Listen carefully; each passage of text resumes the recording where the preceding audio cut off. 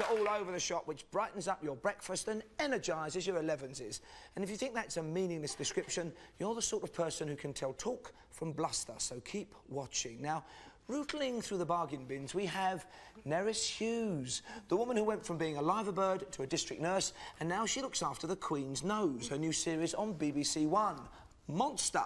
Not a description of Eric Hall, but the only adjective he knows. Eric is the hotshot agent who could talk the hind legs off a donkey and then sell it a walk-in frame. Eric Hall and Nerys Hughes.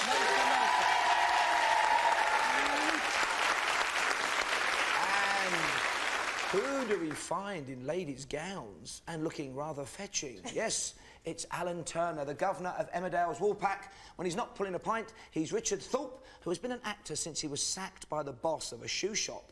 Nothing unusual in that, except the boss was his dad. And that's the quality of showbiz gossip on this show. And with Richard is top comedian Kevin Day. Now, Kevin has a fantastic sense of humour, which is essential as he supports Crystal Palace. Kevin, Eagles, Day and Richard Thorpe.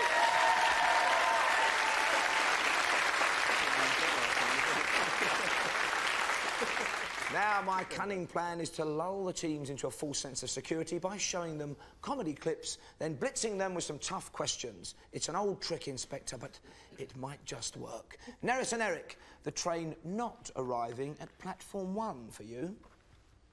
The 1720 Epsom Down service has been cancelled.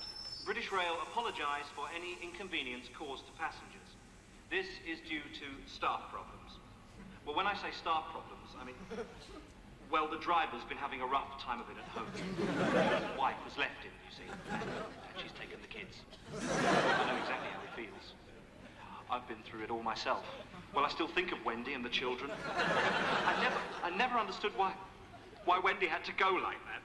I mean, I tried. God knows, I tried to understand her, but... Oh, this is really embarrassing. They've always got some bloody excuse.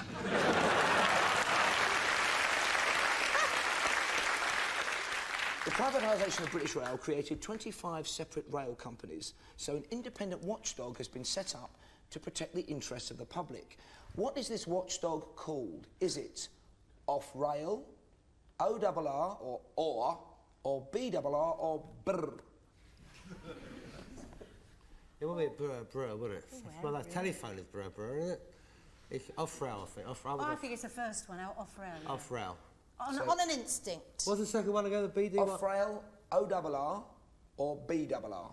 Or no, forget brr. Off-rail. Off-rail. Off-rail. It isn't. O-double-R, the Office of the Rail Regulator.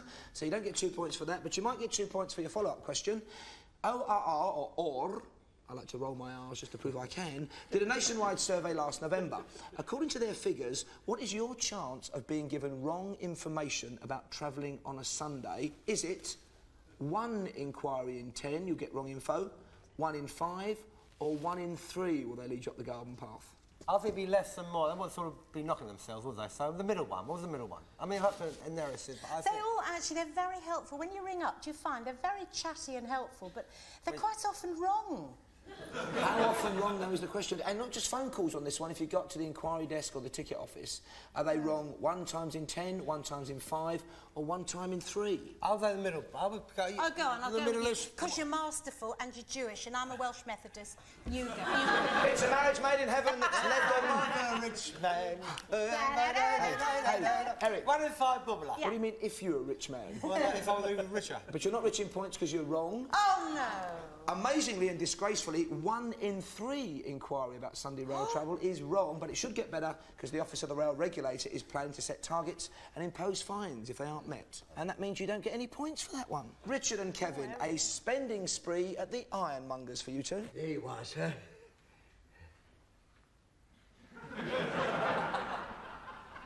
She's a beauty. Thank you, sir. Would you like it wrapped? If you please, Mr. Lazenby. Donald? Yes, Mr. Lazenby? Just wrap this for the gentleman, will you? Yes, Mr. Lazenby. That will be 3 new pence, sir. How will you be paying, cash or cheque?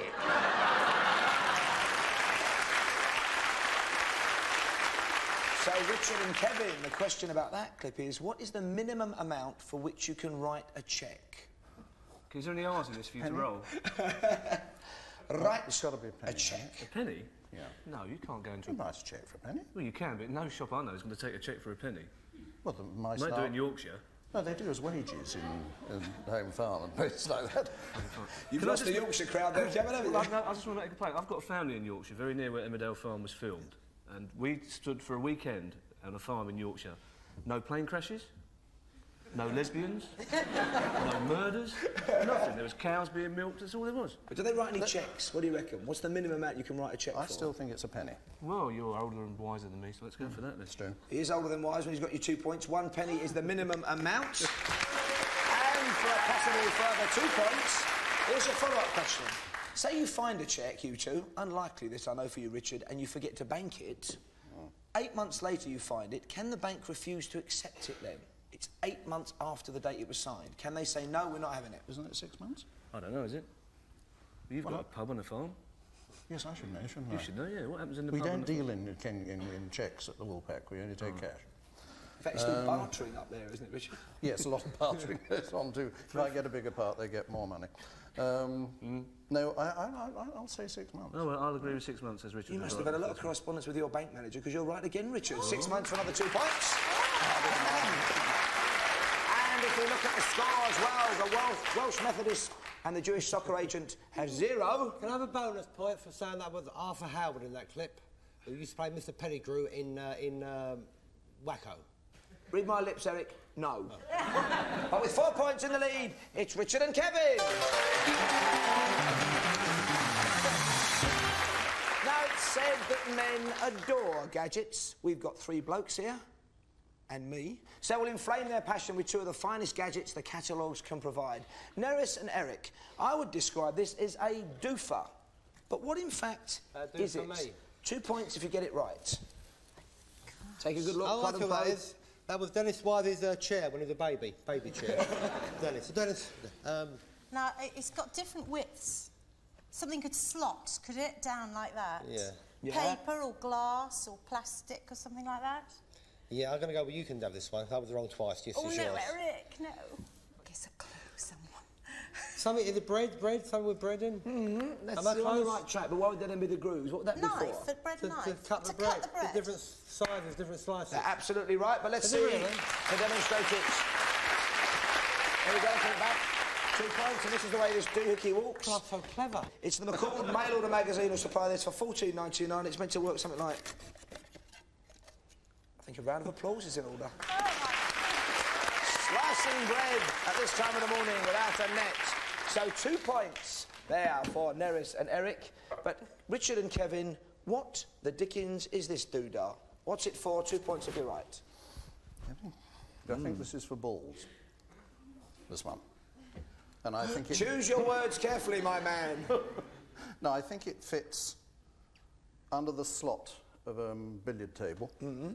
And the ball, let's get this right, drops in there and falls goes straight to to the the bottom. ground. So the next one that falls in pushes it up. Now, Richard, I hate to be cantankerous. Oh, but hang on, it's got to go that way. That does presuppose you've got a billiard table. Well, of course, hasn't everybody? Fair point. And I see what Kevin's driving at. Wouldn't you buy it complete? Would you not? I mean, you wouldn't really buy it in instalments and watch the balls hit the ground for 6 months. you could. and then- No, but I mean if it got Billiard broken... table kit you could get, couldn't you? If it got broken, this is a spare.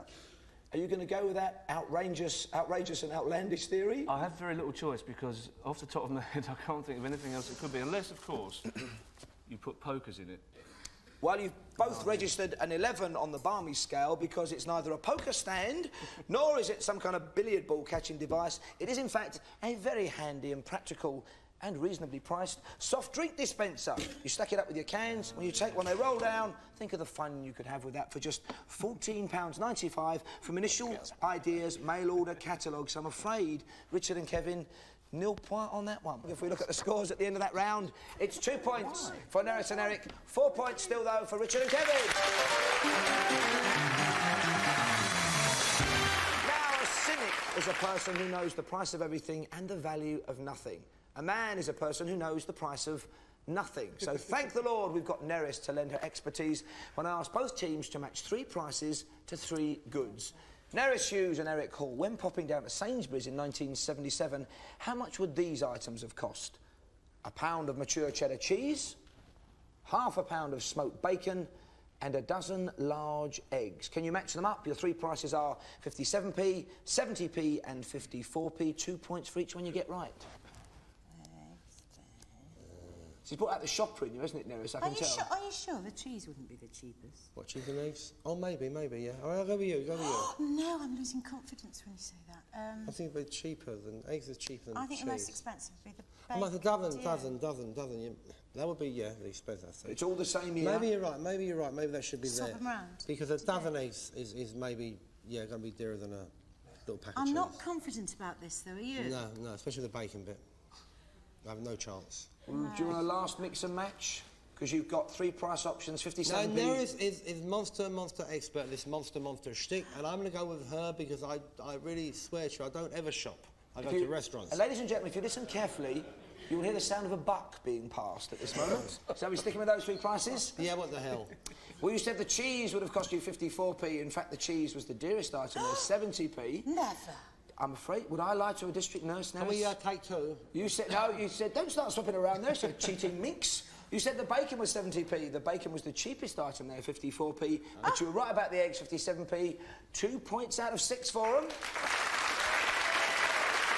And today in Sainsbury's, you will have to pay £1.65 for a dozen eggs, £1.09p for half a pound of bacon, and £2.67, nearly 4 times as much for the cheese. That's our grocery update. Richard Thorpe and Kevin Day, we move up market now. 3 modern-day prices for a swanky, and I did say swanky, night out in London, but can you match the price to the item?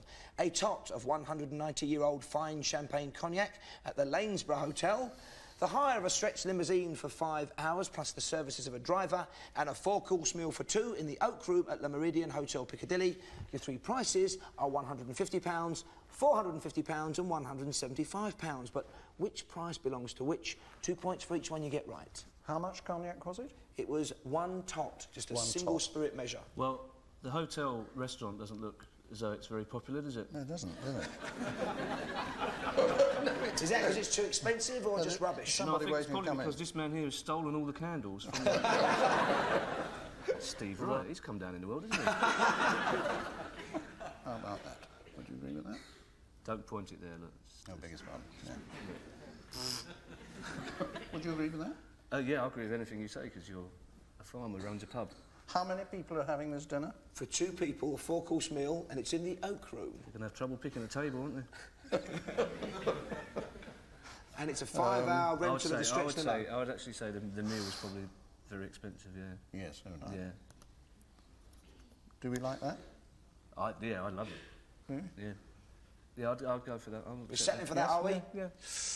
Go on then. Well, you said the tot of vintage brandy was £175. In fact, a single measure of that fine champagne cognac is £450.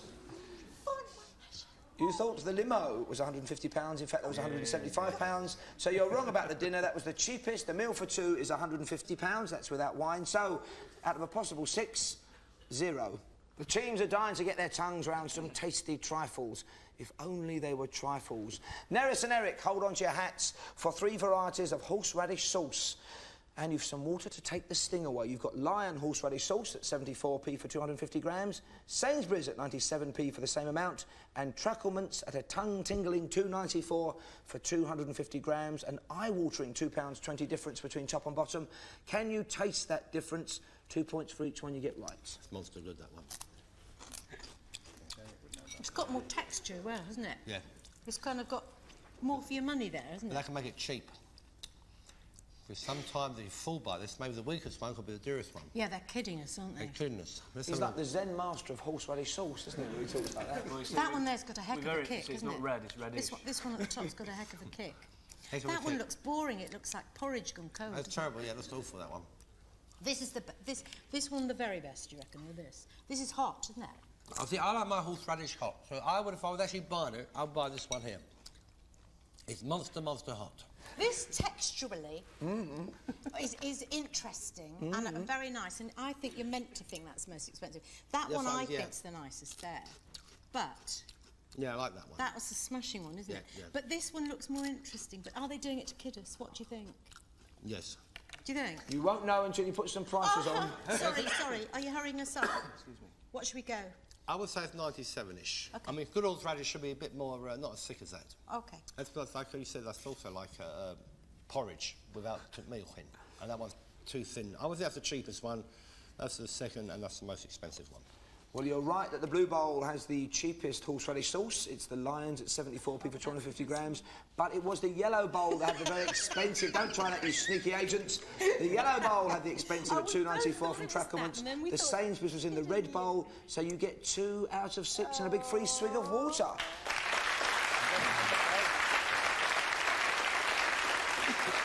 Richard and Kevin, brace yourselves for a carry-on double entendre. Are you feeling fruity this morning? Here are 3 fruit scones. You have Safeways at 46p for 10, Waitrose at £2.10p for the same number, and Harrods at £4.50 for 10. That's a difference of £4.4p between top and bottom. You could buy nearly 100 scones at Safeway for the price of 10 at Harrods. Can you taste the difference, though?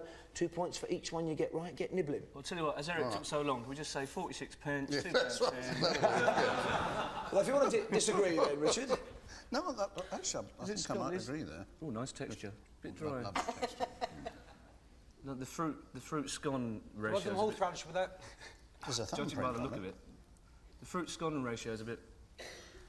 Oh, it's dry. You've got anything to say it now, because you can't once you've eaten this. Beg pardon? Can't hear you, your mouth's full of scones. So the red plate's a bit dry and not very fruity. No, the plate's very dry. The scones. In fact, the plate's a bit greasy. God, they are nasty, aren't they? Yeah, I love them. Oh, you're right about the. God, like it. And I was going to tell you all sorts of things, but I don't think I'll bother now. Kevin, get on with it, Kevin. Yeah, all right, Eric, sorry. I would, well... I'll go... Well, He's being masterful. I'm going 450 for that one. And I would say that one is just dry. That's horrible. Really, that is horrible. Even you think that's horrible. So is that. Yeah, it's a kind of plough. When you say even you to Richard, are you implying that he would eat anything? No.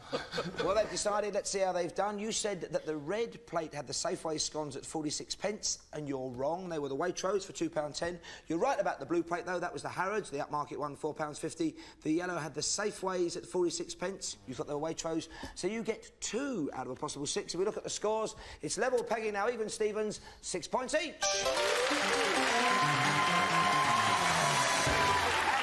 The last round with lots and lots of points to be scored. I'm going to give you all a clue to the name of a product. Buzz in when you know the answer, and if you get it right, you'll get 2 points and a bonus question worth a further 2 points. But if you're wrong, the bonus goes to the other side. And here is your first slogan. Fingers on buzzers. What was full of Eastern promise? Oh, and it's Neris and Eric. Turkish Delight. Fries Turkish Delight. Fries Turkish Delight is correct for 2 points. And here's your bonus question just for you two. What do the Fry family, the Cadbury brothers, and a brand of Scottish oats have in common? They're all Scottish. All made by Quaker. Well, the Scottish. Sort of almost there. I need to get it a bit more. They're not all made by Quaker, but they are. Quaker oats. Fried. No, I'm not going to give it to them because there'll be a mutiny. No They're idea. all Quakers. Take a look at this. Quakers are posh ducks, by the way. We have removed the labelling for the package, but can you tell me the name of this product? Take a look. And it's Kevin and Richard. Well, judging by the fact it says jelly on the packet, I'd go for Robertson's jelly. No. It's not right, I'm afraid. Roundtree jelly.